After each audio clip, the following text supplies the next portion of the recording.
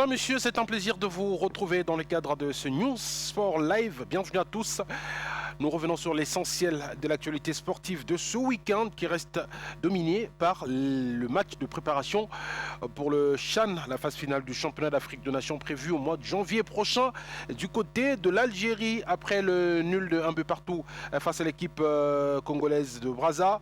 Le match retour s'est joué hier, le match international amical entre le Diable Rouge du Congo ou entre les Léopards de la RDC et le Diable Rouge du Congo-Brazzaville. 2-0 en faveur bien sûr des Poulains d'Otis Ngoma.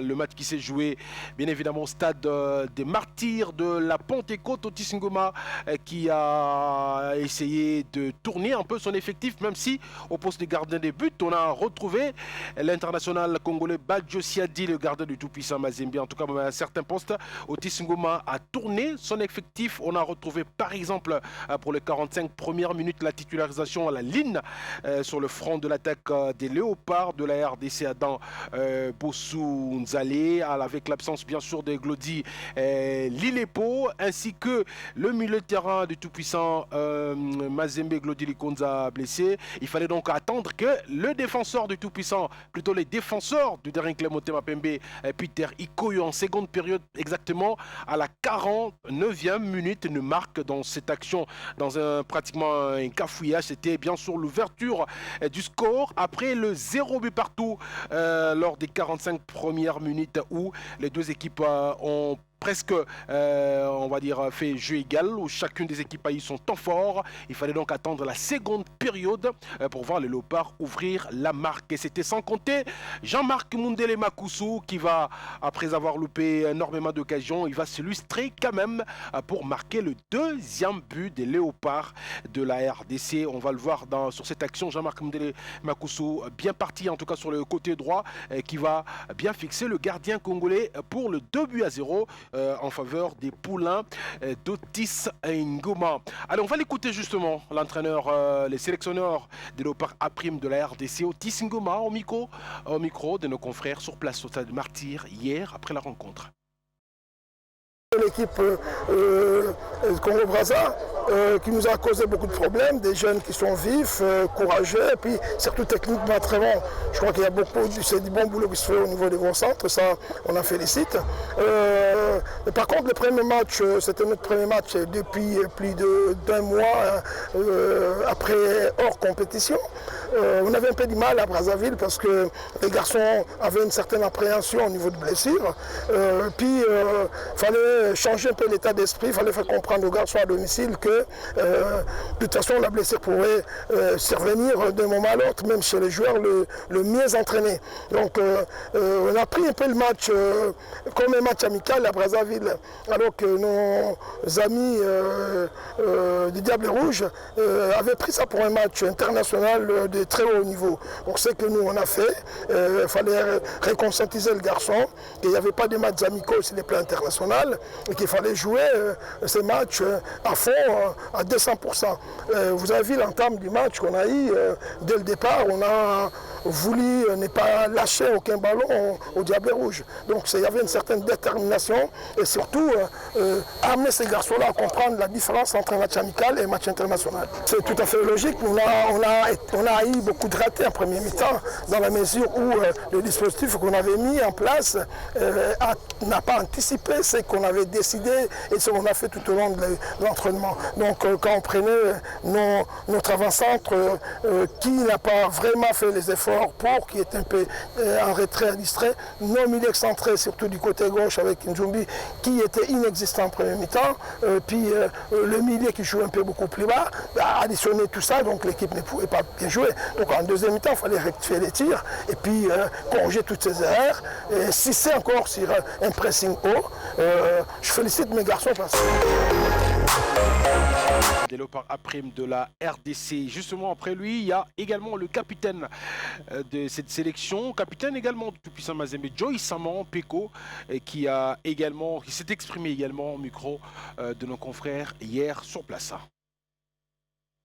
Premièrement, par rapport au match où tu étais à Braza, tu as dit moi, bloc très bas, peut-être un adversaire trop possession ballon, tellement souvent jouer dans Bokabaninga, football c'est vraiment bloc qui pose la très bien pour concéder peu d'occasions et on te met au salle un peu dans Braza, mais tant que tu vas être bêta, tu vas être lâché, tout a un bloc dans ce très écolo parce que bah pour bêta c'est ça, on est surtout garder trop ballon, pour créer plus d'occasions pour te marquer la vie. Bravo par rapport à l'ENAR et tout, changer salami on a sur le terrain, na public tout bêta la commune biso, il faut différencier ça même quoi.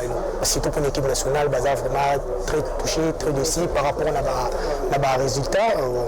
Par rapport à la résultat, tout ça le mieux pour combler moi trop on a ban pour les restes totalement après.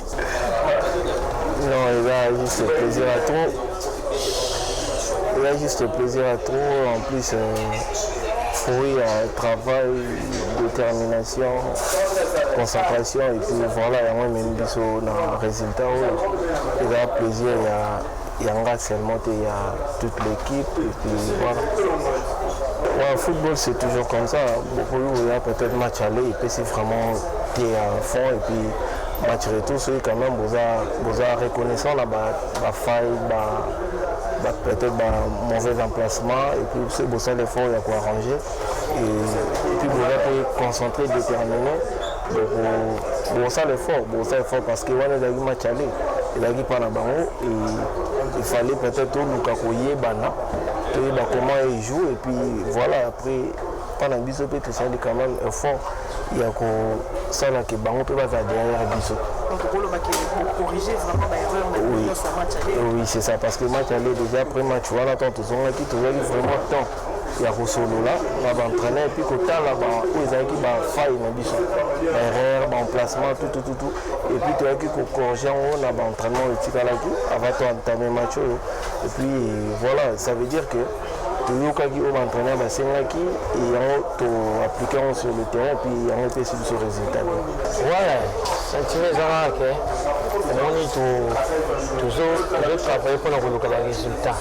Pour qualifier l'équipe pour la chaîne. Donc, vous avez le sentiment. Voilà, vous avez suivi donc Issa Mampeko et ainsi que l'attaquant Jean-Marc Mdelima Koussou. Et enfin, le défenseur du Dérène Clémenté Mapembe, il s'appelle tout simplement Peter Ikuyo. Allez, on va rester bien évidemment au niveau de la ville de Kinshasa où s'est jouée cette rencontre. Je vous le rappelle, c'est au Stade des Martyrs hier et en prévision du match face au Tchad. Le match qui est prévu donc pour ce mois d'août, les 22 exactement en tout cas, pour le match des éliminatoires du championnat d'Afrique des Nations. Allez, on va, je le disais tout à l'heure, rester à Kinshasa pour vous dire que la Ligue de football de Kinshasa a tenu son assemblée. C'était le samedi dernier au siège de la Fédération congolaise de football, l'association. Il était question d'évaluer la saison sportive 2021-2022. Une seule note triste quand même, c'est bien sûr l'absence des infrastructures sportives au niveau de la ville de Kinshasa, en présence bien évidemment du ministre provincial des sports de la ville de Kinshasa qui a honoré ses assises de sa présence. On va écouter justement Désiré Boni Naïfongue, il est président de la LIFKIN.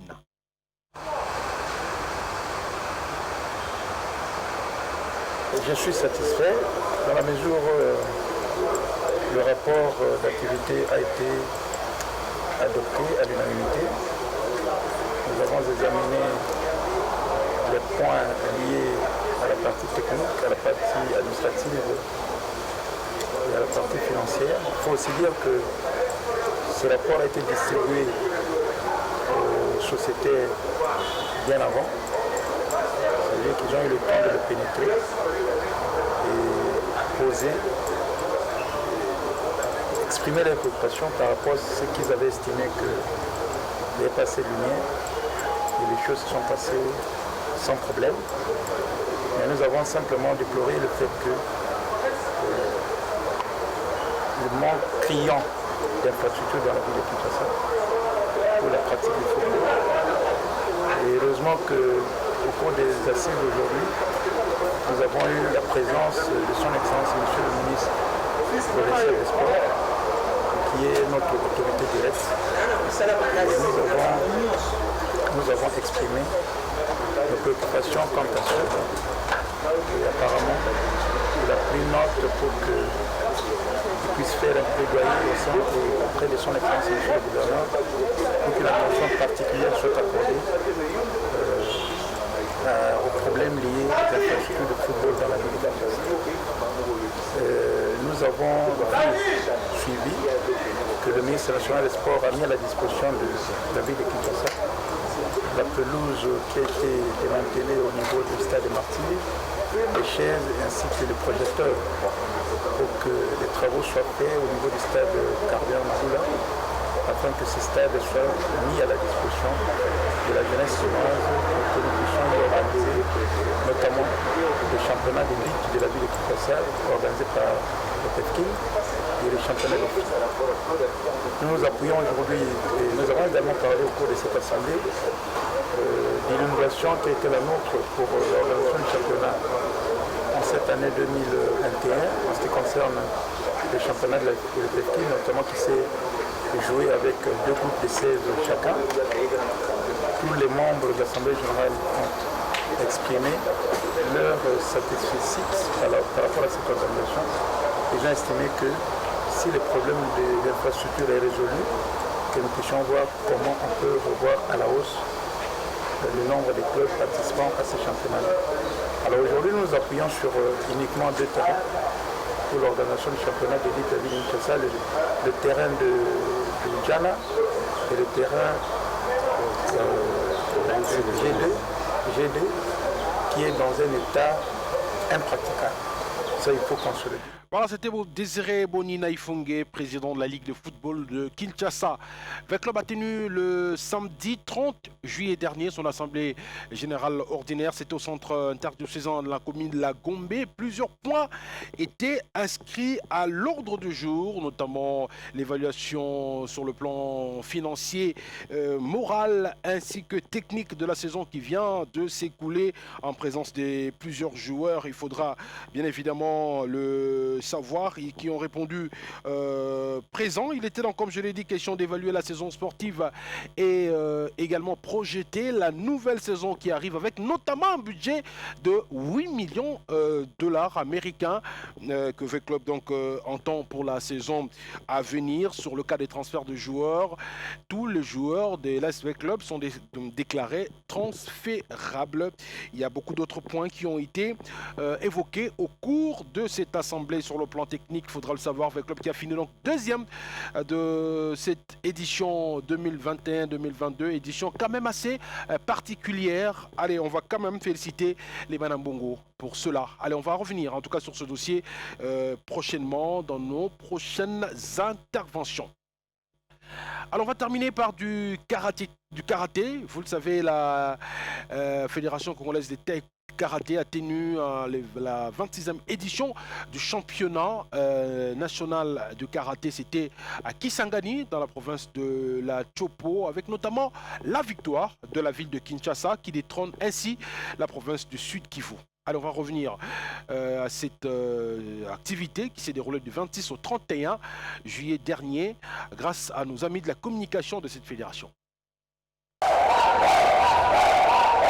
La Ligue de Kinshasa soulève les trophées de la 26e édition des championnats nationaux de karaté Kisangani 2022.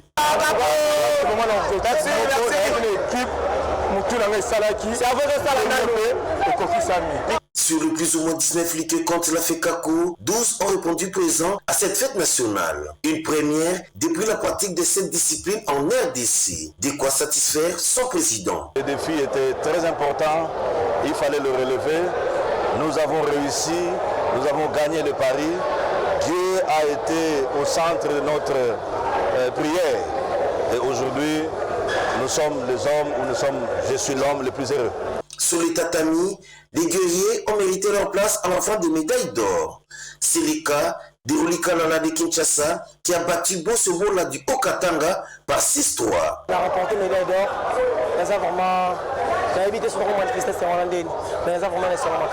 Malgré la défaite de son équipe en finale Dame Seigneur de Kata, Lauriane Kolopo de la Chopo s'est réjouite de l'ascension du karaté dans sa province. Aujourd'hui, on a été vraiment contente et puis ça nous a permis d'acquérir de nouvelles expériences et de partager aussi des connaissances avec d'autres équipes des autres provinces. Pour lier l'utile à l'agréable, la FECACO a remis un tatami neuf à la Ligue de la Chopo, mais également par la même occasion, le gouverneur de la province, Maurice Abibou, a été élevé à titre honorifique au grade de ceinture noire premier dan. C'est une surprise agréable pour la province et c'est pourquoi j'ai tout en remerciant la fédération d'avoir choisi la ville de Kisangani pour abriter ses assises. Je félicite particulièrement tous les athlètes et les staffs techniques de la Ligue provinciale de karaté de la Chopo. Après 2 jours de compétition, Kinshasa termine en tête avec 15 or et 2 argent. Suivi de la Chopo, 8 or, 10 argent et 8 bronzes. Le Nord Kivu vient en 3e position avec 6 médailles en or, 6 en argent et 5 en bronze. Voilà, c'est la fin de ce News Live Sport. Merci à vous de l'avoir suivi. On se retrouve très très vite pour un prochain numéro. Portez-vous bien et bon suite de programme sur Vainqueur et HV Télévision.